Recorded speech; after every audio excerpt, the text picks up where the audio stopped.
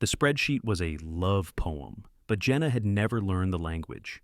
Each cell in Sam's meticulously crafted Excel sheet was a stanza, every formula a declaration. Cell B14, emergency fund, target 6 months living expenses, current, 104% funded. That was a promise of safety. Cell F, 22, retirement portfolio, aggressive growth allocation. That was his vow to grow old with her in comfort. To Sam, risk was the world's ambient chaos, a sea of statistical probability threatening to swamp them, and his job, his purpose, his most profound act of love, was to build a fortress against the tide. He wasn't just a risk assessment analyst for an insurance firm. He was the chief architect of their life, and the foundation was solid. But as he looked across the polished oak of their dining table, he knew a variable was present that he had never modeled, a risk he couldn't quantify: his wife. So, by shifting 5% of the portfolio from domestic equities into emerging market bonds, we can mitigate some of the volatility we saw in the last quarter, Sam said, his voice calm and even. He tapped a neatly manicured finger on the printout. The yield is slightly lower, but the beta is significantly more stable. It's a good hedge. Jenna made a soft, affirmative noise from the back of her throat, her thumb making a lazy swipe across the screen of her phone. She was bathed in its cool blue light, a world away from the warm lamplight illuminating the spreadsheets between them. Smart, she murmured. The word was a placation, a coin tossed to the ferryman to be left alone. He took in the details, as he always did. The way her dark hair, still damp from her shower, curled just behind her ear. The scent of her jasmine soap. The chipped lavender polish on her thumbnail. These were data points of a different sort. The sensory inputs of their shared life. For 11 years he had managed this system. He handled the car maintenance, the insurance renewals, the pest control contract, the leaky faucet in the guest bathroom. He absorbed the endless tedious friction of the world so that her life could be smooth. He believed this was the invisible labor of love. Now, watching the faint private smile on her face as she looked at her phone, he felt the first cold prickle of a terrifying thought. What if she hadn't seen it as love? What if she'd seen it as a cage? He planted a curiosity loop, a test. Did you see the renewal notice for your car insurance came through? It's due next week. I'll take care of it tomorrow. She looked up, her eyes unfocused for a second, as they adjusted to the room. Oh, right. Thanks, Sam. No questions, no engagement. She had no idea what it cost, which company it was with, or what the coverage included. It simply happened, like the sun rising. He had made himself as reliable as the sun and just as easily taken for granted. Later that night, long after Jenna was asleep, Sam was tidying the dining table, stacking the printouts into a neat pile. His phone buzzed on the countertop. It was a notification from their joint credit card, the one they used for household expenses.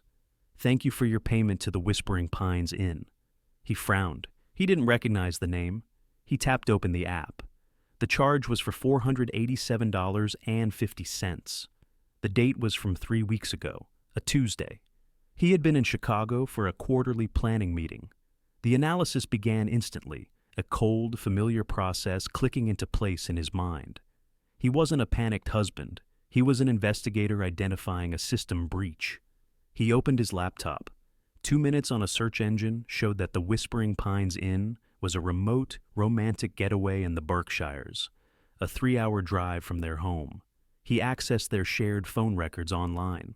On that Tuesday, Jenna had made a 2-hour call to a number he didn't recognize. A quick search of the number brought up a name, Kai, a musician. A further search brought up an Instagram profile. The pictures were a gut punch delivered with algorithmic precision. Kai was everything Sam was not. Long hair, tattoos, a kind of reckless, performative charisma. He was pictured on stage with a guitar, a beer in his hand. And there, in a photo from 3 weeks ago, tagged at a local bar, was Jenna. She was in the crowd, looking up at Kai, her face alight with an expression of unguarded adoration he hadn't seen directed at him in years.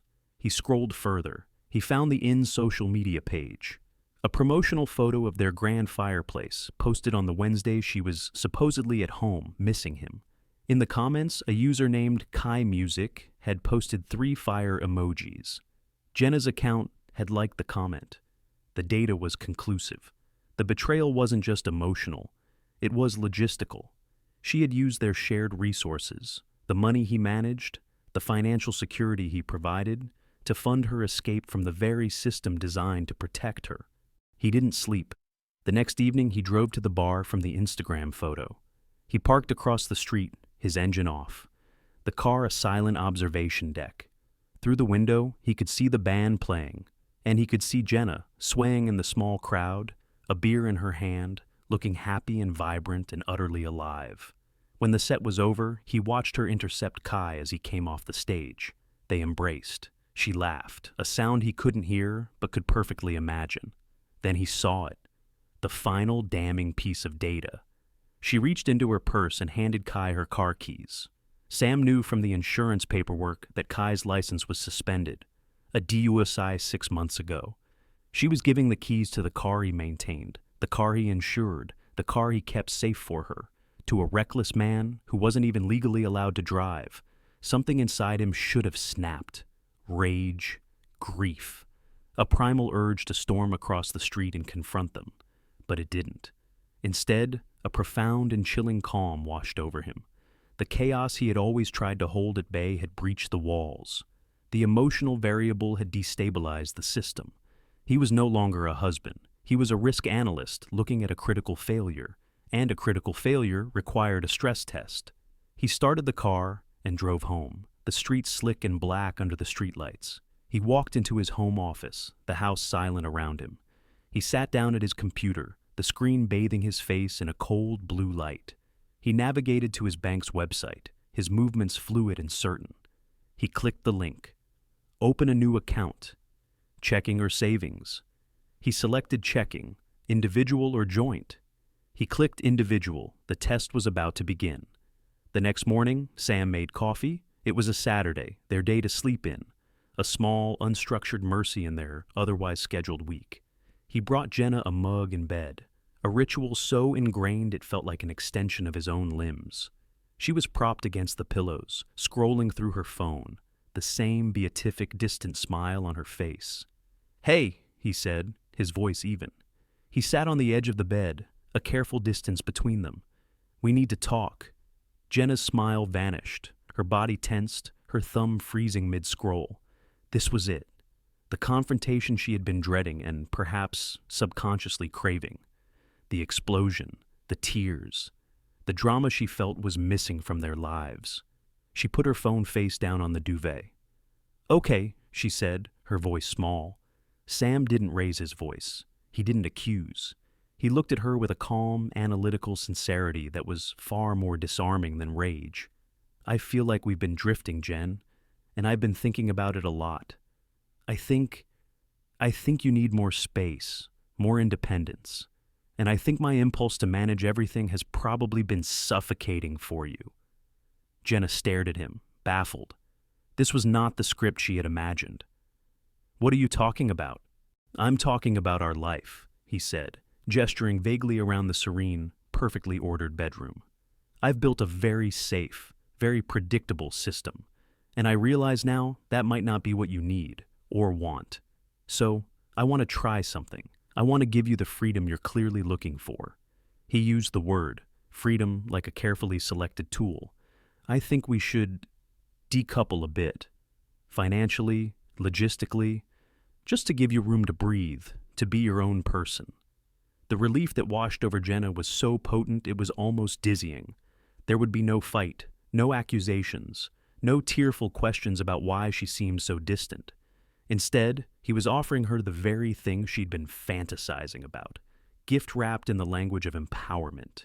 He wasn't confronting her, he was liberating her. "Wow, Sam. Okay," she said, a genuine radiant smile returning to her face. I think that could be really healthy for us." She saw it as a victory, a consequence-free concession. She had no idea she was a test subject agreeing to the parameters of the experiment. That afternoon, he executed the financial partition.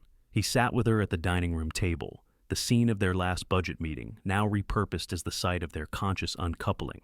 With the patience of an IT specialist helping a new employee, he walked her through transferring half of their joint savings into her personal account. He showed her how to access the online portals for her car loan, her credit card, and her auto insurance. You'll want to set up automatic payments for these due dates, he explained, pointing to the screen. The car is the 15th, insurance is the 22nd. If you're late on the insurance, there's a grace period, but it's only 10 days before they report it, which can impact your credit score.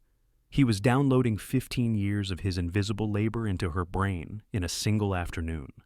A flood of tedious, critical information she had never once had to consider. She nodded along, barely listening, thrilled by the idea of her own money, not realizing it was already spoken for by the very systems that kept her life stable. For 2 weeks, her new freedom was glorious. It felt illicit and exciting. She and Kai took spontaneous trips, ate at expensive restaurants, and stayed out late at his gigs, all without the low-grade guilt of Sam waiting at home. The thrill of it, the sheer intoxicating romance of instability, was everything she had craved. The first system failure occurred on a rainy Tuesday morning. She was driving to work when her car, the reliable sedan that had never once failed her, began to make a violent shuddering noise before rolling to a dead stop in the middle of traffic. Annoyance quickly curdled into frustration. She called Kai. "Hey babe, the car just died," she said, the sound of car horns blaring in the background. "Whoa, that sucks," he said. His voice was scratchy. She'd probably woken him up. "Probably just the alternator. I can take a look at it later." "Later? Kai, I'm blocking traffic." "Pop the hood. I'll tell you what to look for," he offered, his voice full of unearned confidence. 10 minutes of useless, confusing instructions later, is the little spinny thing moving? She gave up. Kai promised to come meet her as soon as he could. He never showed. After an hour of waiting, of fielding angry shouts from other drivers, she did what Sam would have done first. She called a tow truck. The process was a bureaucratic nightmare of long hold times and confusing questions about her location and insurance policy. At the auto shop, a man with grease-stained hands gave her the diagnosis. It wasn't the alternator. It was a stripped serpentine belt and a damaged water pump, something a routine maintenance check, which Sam always scheduled but she had forgotten, would have easily caught. The bill was $940, an unexpected, unbudgeted, gut-wrenching expense. She paid it with her new debit card, watching the balance of her Freedom account plummet. The easy romance of the last 2 weeks suddenly felt very, very expensive. As she drove her now repaired car home, the check engine light, which the mechanic had reset, flickered once, like a mocking wink. She felt a phantom impulse, a twitch in her thumb to call Sam, to complain about the cost, to share the burden of the frustrating day. Then she remembered. That system was no longer in place. She was the sole operator now. Alone in the quiet car, a new and unsettling feeling began to creep in, the cold, heavy weight of consequence. The next thread Sam pulled was social. For years, they had been a package deal, Sam and Jenna. Their social life was a well-tended garden of dinner parties, weekend barbecues, and shared holidays with a tight-knit group of friends. It was another system he had managed, remembering birthdays, buying thoughtful hostess gifts, and initiating plans. Now he began to withdraw. An email arrived from their friends, Mark and Chloe. "Paella night this Friday. Don't be strangers. 7 p.m. Bring wine."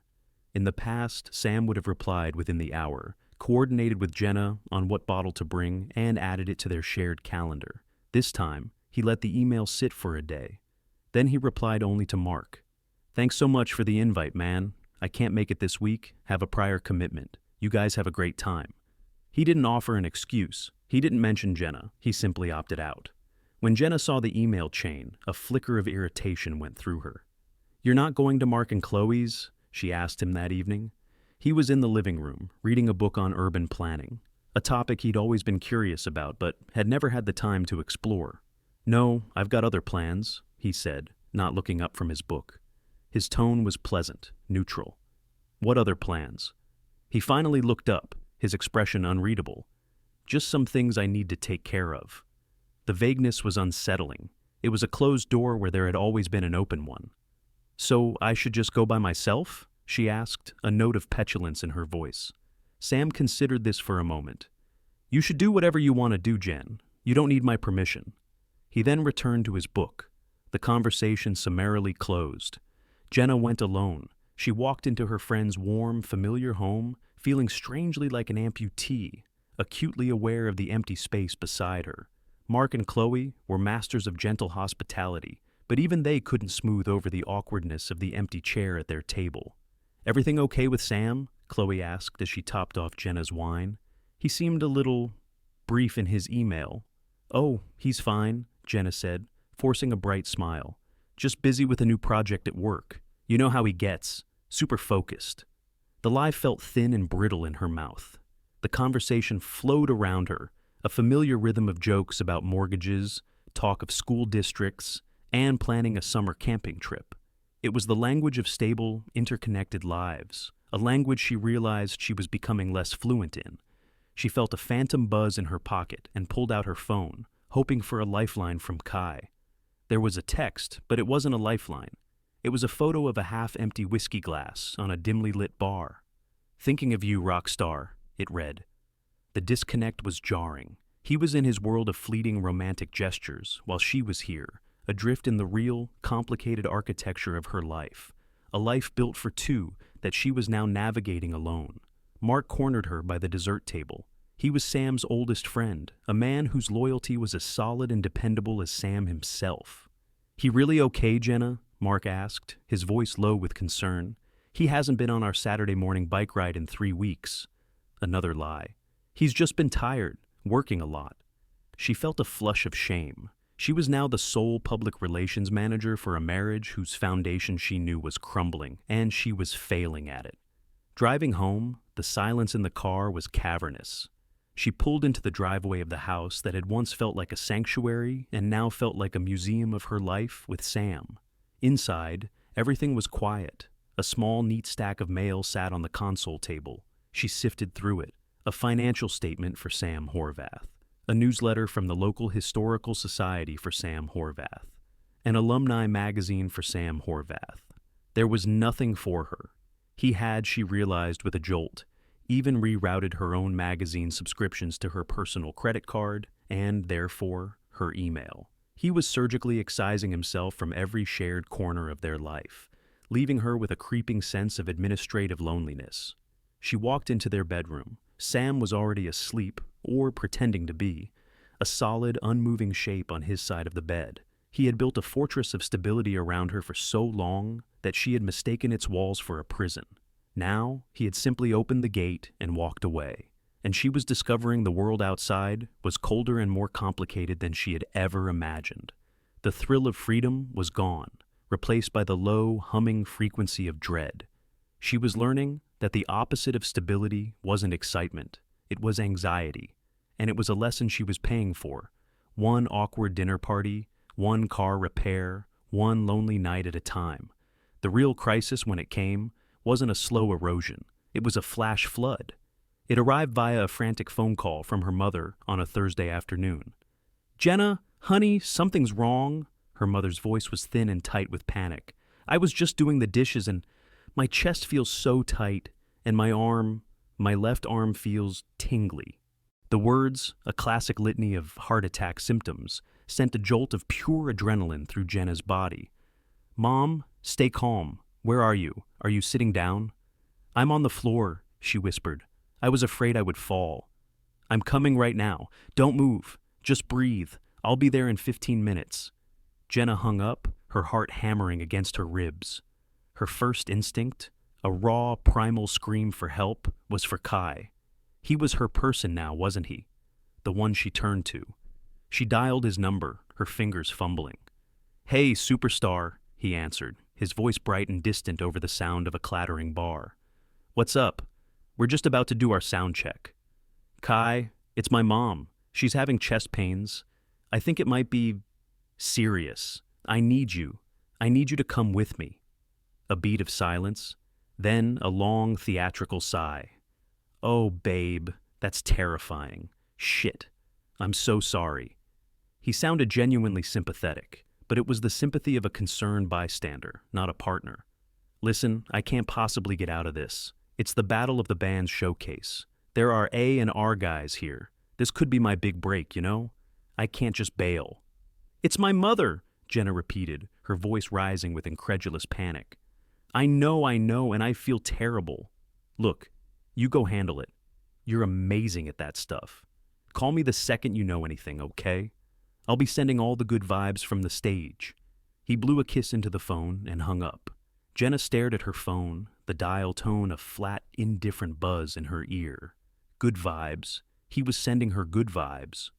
The romance of his irresponsibility, the thrilling freedom of his life without attachments, suddenly revealed itself for what it was, a profound and breathtaking selfishness. He was free from everything, including her. She was utterly, terrifyingly alone. The safety nets, financial, social, were already gone. Now the one she had tried to build in their place had proven to be a mirage. Her desperation was a physical thing, a cold clawing in her gut. There was only one number left to call, one last failsafe in a system she had chosen to abandon. Swallowing a thick lump of shame, she dialed Sam. He picked up on the second ring. Jenna! Sam, she choked out, the sound of his name a desperate prayer.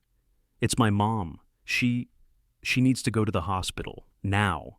She braced herself for the questions, the hesitation, the quiet, logical lecture on the consequences of her choices. But it didn't come. There was no pause. There was no judgment. There was only the calm, steady voice that had been the background music of her life for over a decade. Of course, he said simply. Give me the address. I'll be there in 10 minutes. He was there in 8. He pulled up not in a panic, but with a smooth, deliberate calm. He got out of the car, his face a mask of gentle concern.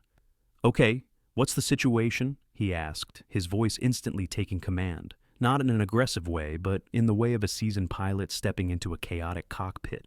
He listened intently as she relayed her mother's symptoms. He helped her mother, pale and trembling, into the car, his movements sure and comforting. He knew the quickest route to the hospital, with the best cardiac unit, a fact he'd researched years ago when they first moved her parents into the area. In the emergency room waiting area, under the humming fluorescent lights that smelled of antiseptic and anxiety, Sam was a bastion of quiet competence. He handled the admitting paperwork with an easy familiarity, providing her mother's medical history and insurance information from memory. He spoke to the triage nurse in a calm, clear language of symptoms and timelines. Jenna just sat, feeling useless, watching the man she had called boring and predictable navigate a crisis with a mastery she found staggering. An hour later, as they waited for the test results, he sat beside her, not speaking, just being present. He'd bought her a coffee from the hospital vending machine without asking. She looked at him then, truly looked at him, for the first time in years. His face was etched with concern for her mother, but his posture was relaxed. He was analyzing the system, a complex problem to be solved, and it struck her with the force of a physical blow. This was his love language. This was his passion. The spreadsheets, the insurance policies, the meticulously scheduled maintenance, it wasn't about control. It was about this. It was about creating a world so safe, so strong, that when the inevitable chaos of life struck, the walls would hold. His reliability wasn't a flaw. It was a superpower. The quiet, profound grace of a man who, without question or hesitation, shows up. The life she had seen as beige was, in fact, a fortress he had built for her, brick by brick, and she had casually walked out the front gate, looking for fireworks, leaving the man who was the keeper of the flame, the tender of the walls, all alone inside. The doctor's verdict, delivered with a weary kindness, was that her mother had suffered a severe panic attack, not a coronary event. The relief was immense, but it did little to quell the turmoil raging inside Jenna. The fire had been a false alarm, but in the process, she had seen with perfect clarity who had run into the building for her and who had texted good vibes from a safe distance. Sam handled the discharge with the same quiet efficiency with which he'd handled the admission. He listened to the doctor's instructions, asked clarifying questions about the prescription, and helped Jenna's mother, now calm but fragile, back to the car. The drive to her mother's house was thick with an unspoken new reality. Her mother, exhausted, dozed in the back seat. Jenna sat in the passenger seat, staring at Sam's profile as he drove. She wanted to say something. "Thank you. I'm sorry. I see it now." But the words felt impossibly small, utterly inadequate for the vastness of her transgression. He had built her a ship to sail through life, and she had complained about the color of the paint while drilling holes in the hull. What could she possibly say? Sam, for his part, remained polite and distant. He had stepped back into his role as the protector during the crisis, a deep-seated instinct overriding the cold logic of his experiment. But now, with the danger past, he had retreated again to his observation deck. He had his data. The system had failed under stress, and he had been the one to patch the breach. This, he knew, was the most damning result of all. After dropping her mother off and ensuring she was settled, he drove Jenna home. The silence in the car was no longer awkward. It was funereal. "Thank you, Sam," she finally managed to say as they pulled into their driveway. "Of course, Jen," he said, his voice neutral. He turned off the engine. "I'm glad she's okay." He didn't look at her. He just stared ahead through the windshield. There was no opening, no invitation to talk further. He had done his duty. The transaction was complete. Inside the house, the quiet was accusatory. Every neat corner, every dust-free surface, was a testament to the order she had scorned. She looked at her phone. A string of texts from Kai had come in. "Is she okay?" "Freaking out over here." A few minutes later, "Just got off stage. Killed it. Wish you were here to see it, rock star." And finally, "Call me when you can. Need to hear your voice." The words, which once would have seemed romantic and passionate, now read as grotesquely self-involved. He hadn't called. He had texted. He wasn't worried about her. He was managing his own narrative of being a concerned boyfriend. The entire fantasy of him. The free-spirited artist. The passionate soul who offered an escape, collapsed under the weight of the day's events. He wasn't an escape. He was a diversion. A cheap thrill with no foundation, no substance. Her epiphany from the hospital waiting room now demanded action. The stress test had proven Sam's value. Now she needed to see the unvarnished truth of Kai's. She grabbed her car keys, the real ones, not the set she'd given him. She needed to see him, to confront the flimsy reality of the man she had chosen. The drive to his apartment took her across town, from the manicured lawns and quiet streets of her neighborhood to a grittier, more transient part of the city. The buildings were older, the streetlights dimmer. It was the kind of neighborhood people romanticized as having character, which really meant it was loud and inconvenient. She found his building, a shabby 3-story walk-up with overflowing recycling bins out front. It smelled of damp brick and weed.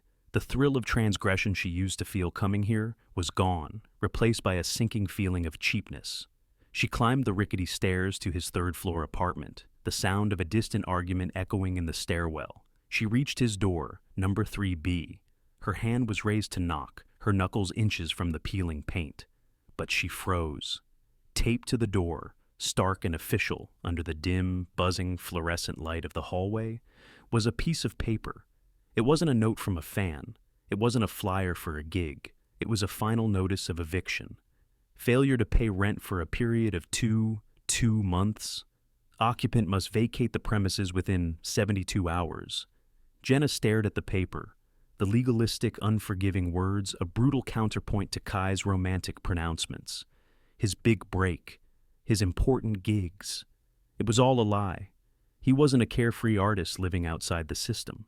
He was a man who couldn't pay his bills. A man who, she realized with a sickening, plunging certainty, had likely been using the money she'd so freely given him, money from her new account, money Sam had provided, to patch the holes in his own sinking life. The man she saw as her escape from a cage was, in fact, trapped in a much smaller, more desperate one of his own, and he had tried to pull her in with him. Her hand fell to her side. The last glittering dust of the fantasy was gone, leaving only a cold, ugly reality. A strange, cold resolve settled over Jenna as she stared at the eviction notice. The fear and panic were gone, replaced by the grim clarity of a scientist about to examine a failed specimen. She finally knocked, a sharp, decisive rap on the cheap hollow core door. Kai opened it, his face lighting up with a relieved smile. "Babe, I was so worried. I was just about to call you again. Is your mom—" "She's fine," Jenna said, her voice flat. She pushed past him into the apartment, the smell of stale incense and unwashed laundry hitting her like a physical force. She turned and held up the eviction notice. This, however, is not. Kai's smile faltered. He ran a hand through his messy hair, instantly shifting from concerned boyfriend to cornered animal. "Oh, that's it's a scare tactic. The landlord's a corporate dick. He and I are just having a disagreement about the lease terms." "The terms seem pretty clear," Jenna said, her voice dangerously quiet.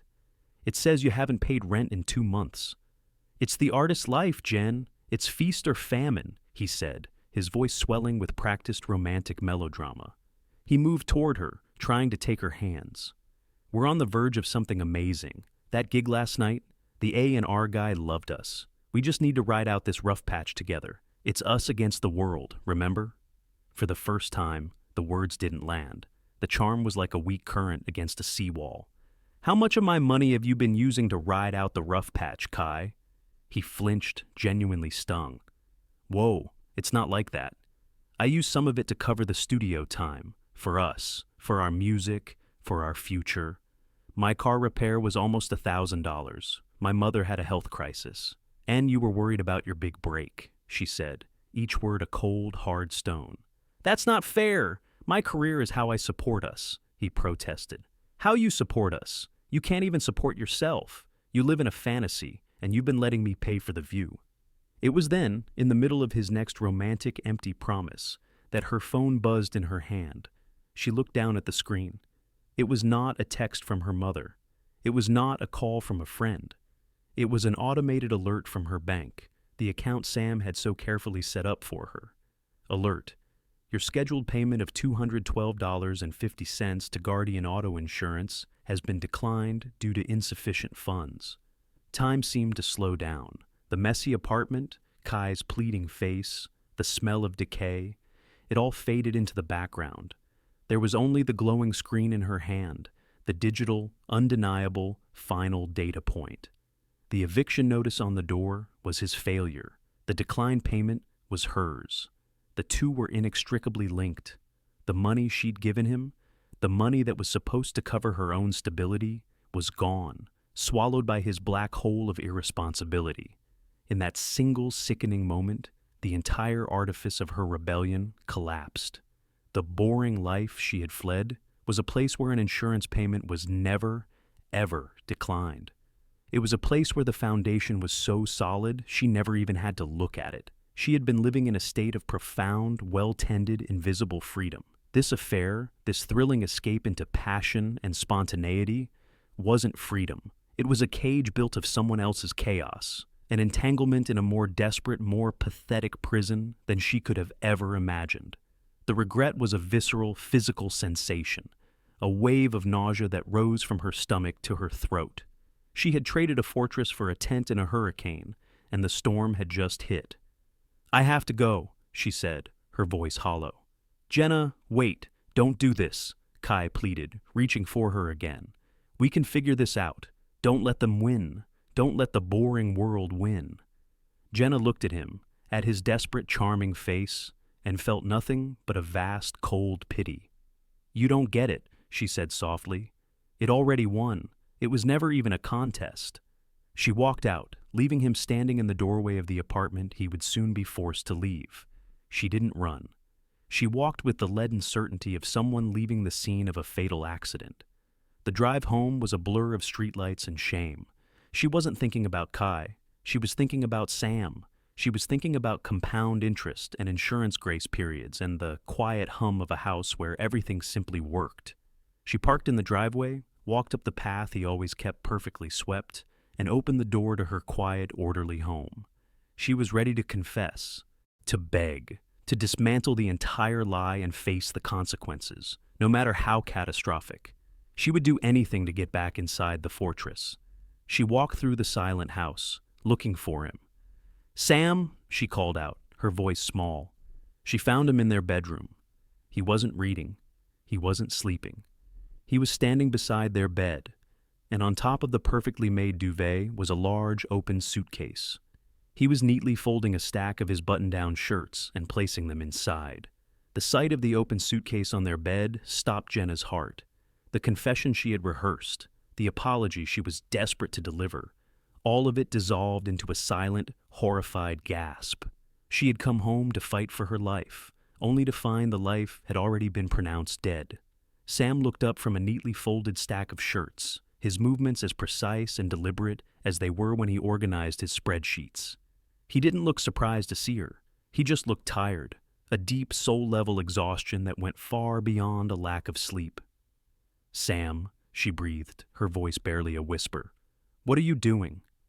"I'm packing," he said, his voice devoid of emotion. He placed the shirts in the suitcase. "No." The word was a plea. She stepped into the room, her hands slightly raised as if to physically halt the proceedings. "Please don't. I know everything. I was a fool, Sam. A blind, stupid fool. Kai, it's over. It was nothing. It was a mistake. The biggest mistake of my life. I see it now. I see you. What you did for me, for us. It wasn't boring. It was beautiful. Please, let me fix this." The words tumbled out, a torrent of desperate 11th-hour truth. He stopped packing and turned to face her fully. There was no anger in his eyes. There was no hatred. There was something far worse. Sadness. A profound, hollowed-out sorrow. "It's not about him, Jenna," he said quietly. "It was never really about him. He was just a variable, a catalyst." "What are you talking about?" she asked, a new kind of dread creeping in, a fear that she had misunderstood the entire equation. "I ran a stress test," he said, the clinical phrase landing with devastating force in the soft intimacy of their bedroom.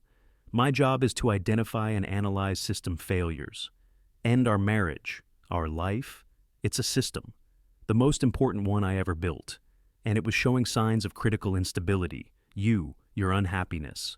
So I did what I always do. I isolated the variables and I ran a test to see if the core structure was sound." He laid it out for her, not as a husband, but as an analyst presenting his findings. He told her he'd known about the affair for weeks. He explained his hypothesis, that she had no concept of the invisible architecture that supported her life, and that she had mistaken stability for a cage. "My objective," he continued, his voice maintaining its chilling calm, "was to strategically withdraw the support systems, financial, logistical, social, to see how the structure would perform under strain, to force you to experience the true cost of a life without a safety net." Jenna felt the blood drain from her face. This wasn't a heartbroken husband lashing out. This was a cold, calculated experiment. She had been a subject. You watched me," she whispered in horror. "The car, the dinner party, my mother." "The data had to be gathered," he said, a flicker of pain finally showing in his eyes. "The test results were conclusive. When faced with predictable friction, you turn to an unstable and parasitic element. When faced with a genuine crisis, you defaulted back to the primary support system, me. The analysis shows that you only recognize the value of the system in the moment of its necessity, which, from a risk management perspective, means the foundational trust is broken. The structure is no longer viable." He was talking about their life together as if it were a faulty bridge, a bad investment. He had diagnosed it, analyzed it, and was now decommissioning it. "But I learned, Sam," she cried, taking a step closer. "The test worked. I see it all now. I see you. I love you. That's a viable structure." "Is it?" he asked, and now the sadness in his voice was overwhelming. "There's a cost to running a test like this, Jenna. A cost to the analyst." He touched his own chest, a gesture of profound self-realization. "My core function, my entire purpose in this system, was to protect you, to be the firewall. And for the last month, I have had to wake up every single day and actively suppress that instinct. I had to watch you drive a car I knew was overdue for service. I had to let you walk into social situations where I knew you'd be uncomfortable. I had to watch you hurtle toward failure and force myself to do nothing. I had to treat you like a variable in an equation." He finally looked her directly in the eye, and she saw that his heart was just as broken as hers.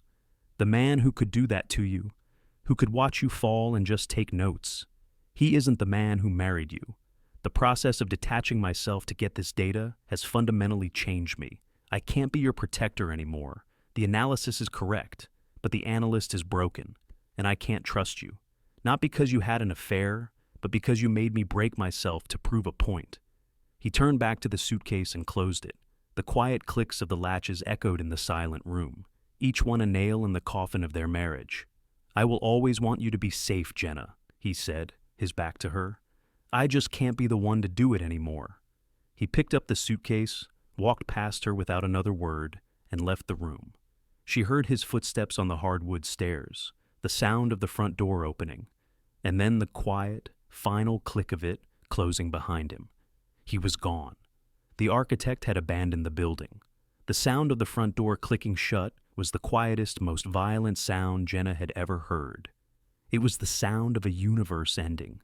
She stood motionless in the bedroom doorway, listening to the silence that rushed in to fill the space Sam had left. It was a complete and perfect silence, absolute in a way the house had never been before. Even when Sam was away on business, the house had felt occupied, maintained. Now, it felt like a vacuum. She remained there for a long time, listening to the hum of the refrigerator, a sound she had never consciously noticed before. It was just one of 1,000 systems Sam had put in place, humming along, doing their job, utterly indifferent to the fact that their architect was gone. Slowly, as if moving through water, she began to walk through the house. It was no longer her home. It was a museum of a dead marriage, and every exhibit was a testament to the man she had lost. In the kitchen, the pantry was organized with a meticulousness that was almost beautiful. Cans with their labels facing forward, expiry dates written in neat black marker on the tops. He had done that 2 weekends ago. She had been with Kai. In the living room, the remote controls were side by side on the coffee table, cleaned of fingerprints. The smart TV's apps were all logged in, the software up to date. He had handled that. In the basement, she could see the new high-efficiency furnace filter he had installed last month, dating it with the same marker he used on the cans. He had tried to show her how to do it once. "It's easy," he'd said. "It helps the system run clean." She had been busy on her phone, texting Kai a heart emoji. Everywhere she looked, she saw the evidence of his invisible labor, the 1,000 small, tedious, thankless acts of love that had collectively formed the flawless foundation of her life. She had wanted a life of passion, of risk, of consequences.